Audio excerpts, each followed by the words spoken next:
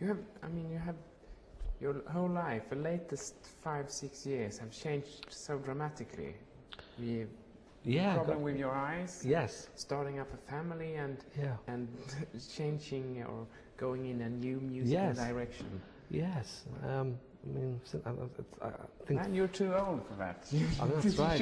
Or shouldn't you be? I mean, well, I hit 40 and everything changed really. I got married and I had children, and then I started to go blind. So it was quite a sudden barrier, you know, just bang. I don't really know what to say about it. You just get on with it. I mean, you know, I think that certain things are in the music that I'm not, you know, I would like to be more of a light-hearted person, and I would like to do things that would just had a bit more of a smile in them. But even the things that I do that are, you know, I'm 49, one of the small tracks on this.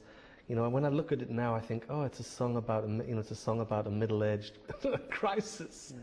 It's hardly teeny bopper music. It's over and over again. Oh, that's right, that's right. And as over they say in the and song. over again. That's right. Whether you know you're trying to. I mean, I suppose it makes it. I still find that humorous. It's like a dark humor that someone is having this terrible, terrible time, and all you can really do about it is admit that that's where you are, that you're middle-aged and these things have happened to you, and it would make you smile. But sometimes it bothers me that those are my preoccupations in song, when it should be something lighter and funny. It's not hot dog jumping frog anymore. Oh God! It's still a novelty record though. That's probably the thing that's in common with it. It's still a novelty record, just a grim one. I'm 49. Oh dear. Was it after because you did a small tour? Yes. In 2000. In year 2000. Yeah. And was it after that tour that you felt that now I have been doing these songs for such a long time, that you felt that you had a possibility to move on? Well, before I did the tour, I'd been working on megahertz. That's the truth. And I think we did the tour because my idea was that I'd spent so long assembling the music to megahertz, that whole of that 99 or whatever it is, with a computer. I mean, the irony of this is I started to do megahertz because I couldn't use a computer. When my eyes got better, I assembled the whole thing and spent more time in front of a computer. I actually went the other way, and in the end, I used the computer a lot, and I got so sick of it. When I finished megahertz, I thought, it's time to do the old thing with guitars. That's what made me think it would be a good idea to do the tour. So I went straight from finishing the sort of demos for megahertz into doing the rehearsals for the tour in the early months of 2000. And it seemed like, I'll be honest with you, when I got out there and played for people, there's just it is a problem in that if you become a jukebox, don't you? You do become a jukebox for whoever the artist is or whoever the singer is. If people want to see you, they probably want to see you for the things that they like about you. And I think that's fair, you know, you've got to play your greatest hits. But it's never about new music. A live tour is never really about what's on your mind, whereas a record can be that. So that's why, again, since the tour, I've sort of pushed aside thoughts of playing live, because to me it's just recreating the past. It's a big nostalgia thing, and I don't love that as much as new things.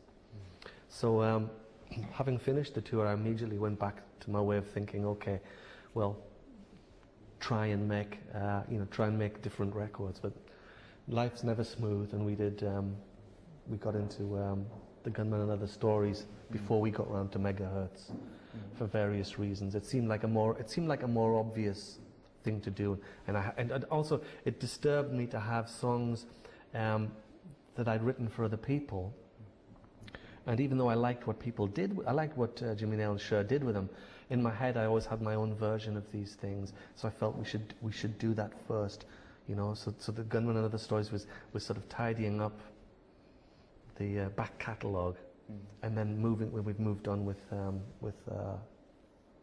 Troll and Megahertz. How do you look back on earlier Creep and Sprout recordings now? Are you still like tired or feel like you don't really?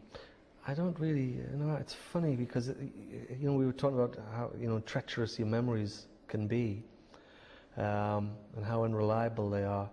I think it's really,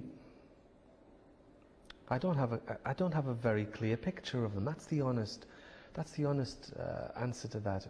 The records are always confused in my mind with the song as it was on a piece of paper when I was writing it, and so in my head I'm still hearing what I wrote, whereas everyone else has heard what's on the record, and that may be the only thing they have of that, or their memories attached to it. So I'm never quite sure how close I got to what I wanted, or if it's too far away from what I wanted, or whether the record we made was better than the original idea, as I'm sure it sometimes was, But I don't think a lot about it, to be honest. I don't spend a lot of time thinking about the old ones. So you don't go back and figure like, well, maybe Thomas did take too much place with producing Steve McQueen. Oh, right. I mean, sometimes, yes, of course. I know I will hear things. I will have mixed feelings about things. Usually, it's usually more basic than that. I'll think that my writing style is too fussy, or I sound too prissy, or I sound. I know why some of those records sound the way they did, because I wanted them to be more complex than live recordings. But yes, sometimes I'll think, well, what was wrong with the demo? What was wrong with the live recording? And then you get into a cycle of, so have you, could you have had a completely different sound, over all this time? Could you have made a different kind of record? And I sometimes think, well, yeah, probably could have done. We could have gone more in a direction that we had when we first started, like Lines in My Own Garden, where it would have been much rougher.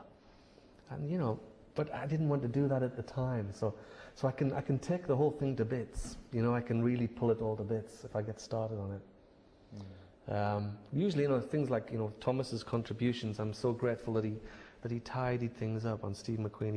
He pulled them into a good song structures, But yeah, I'm sure that even he would say, yes, sometimes it was too tidy, or it was too polished, or I spent too long on details.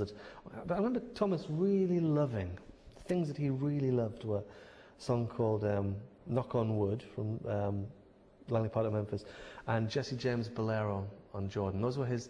I remember him spending months on them, but no one ever mentions those songs ever. No, well, occasionally Jesse James Bolero, someone would say something to me.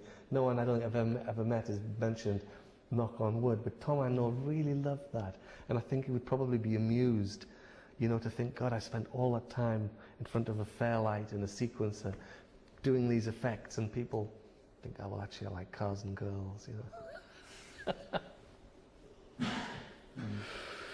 Talking about Jesse James. Yes. The absolute stardom, like you have been writing songs about Bruce Springsteen, Princess Diana. Yes. Does it still? Do you still the find star thing? The star thing. I'm not as interested as I was, because I feel like it's a fingerprint now. Oh, that's what he does, songs about people. So I've backed off that. I felt it was too much like I was being in a box. But I noticed that there was an opera written about Princess Diana. And I had thought about that at one time. Yep, I thought about that. I thought, yeah. But someone's done it.